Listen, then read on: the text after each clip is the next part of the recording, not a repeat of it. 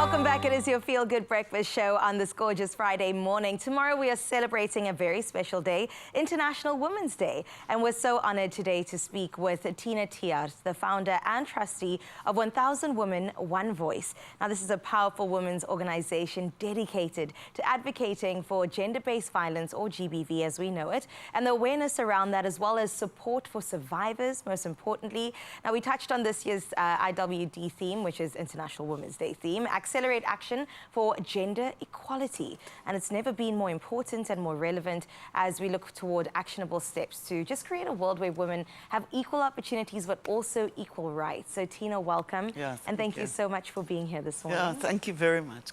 Tina, your introductions just get longer and longer and longer as you take in more within your scope. So thank you so much for being this voice, one of the many voices that make up an incredibly powerful collective right now. I love the theme, and maybe that's a good jumping off point, because we speak so much about awareness, which is vitally important. We don't know what we don't know, but we need action. Are you seeing action now in the right direction? How are you feeling about our current state? Yeah, like we said, I think holding the line is important. We've got all this new legislation now. We've got laws to protect women. But when it comes to reality, there's no action. We had 11,000 rapes in 3 months in South Africa reported. And you know how many people do not report. Go unreported. Go unreported. So although we've got the means of doing better, it's not going well. It's not going well. 14,000 sexual assaults. 100 women in one province reporting sexual harassment. So, yeah.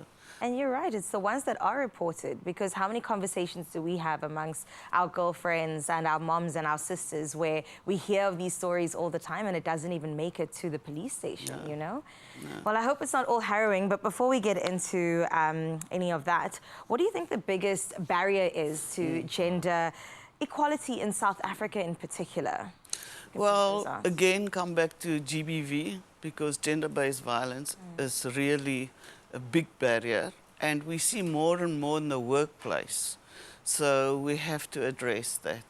And then education, opportunities for women and girls.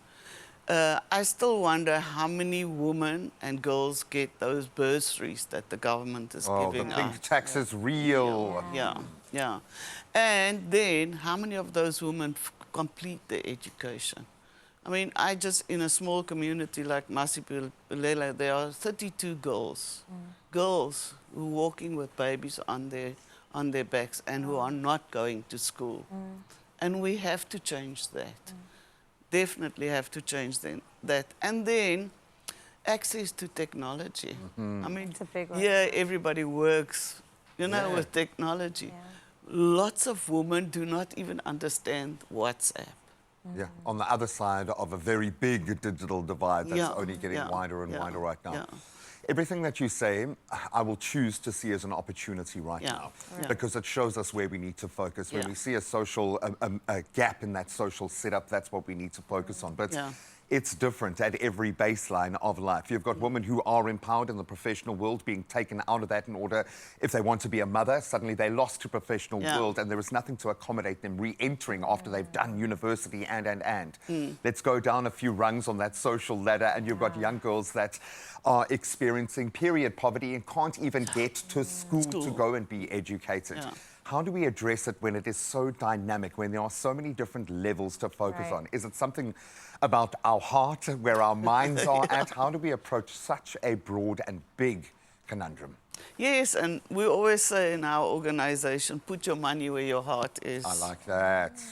Because all of us can make a difference. We've got old phones lying in cupboards. And a young girl with a baby on her back can access education. And we at the 1000 Women Trust, we also have moved all our training programs to WhatsApp technology. Because we reach a lot of people, 16,000 in a year. But it's accessible. And we also, at the same time, teach people how to use your phone and how to cyber security.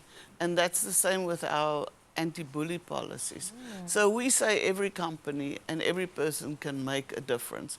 You can make a small grant to somebody to go to school or to university. When you pay your school fees, you can actually pay for somebody else to access school. And just to look around. And there are many people in South Africa who's doing good. Yeah. But we still have to all work together, the government, when it comes to access to finance for women to start their businesses. We all know how to sell at home. Women do it while they're having their babies. Right. But they need the funding, and then we need to support them. You know, yesterday a big company phoned me, a woman, and she made an appointment to see me. And I arrived at the appointment, and 2 men turned up. And I thought, where's this woman who phoned me? Now you must think soft target. Soft target. And she's like, no, she just phones people. And I'm thinking, she convinced me to meet the company. And she's not out even there in the present. field. Yeah. She's most probably getting one of the lowest paid walk the walk. jobs. Don't just talk the talk. I absolutely love that. But I'm going to drop a little gem that another man, Gary Player, gave to me at a very pertinent moment when he was investing hundreds of millions within community projects, and he only invests in women. Because he will get a 4 times return on investment when it comes to community development. We're going to continue this conversation in just a moment.